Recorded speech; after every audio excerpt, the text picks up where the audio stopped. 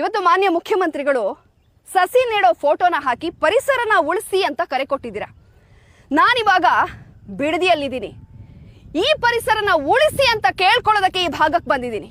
9600 ಎಕರೆನ ಗುಳುಂ ಮಾಡಿ ರೈತರ ಬದುಕನ್ನ ಬೀದಿಗೆ ತಳ್ಳೋದಕ್ಕೆ ಹೊರಟಿದ್ದೀರಲ್ಲ.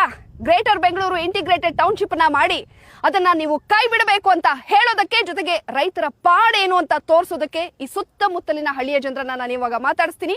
ಅದಕ್ಕಿಂತ ಮುಂಚೆ ನಾನಿವಾಗ ಟ್ಯಾಂಕ್ ಮೇಲೆ ನಿಂತಿದ್ದೀನಿ.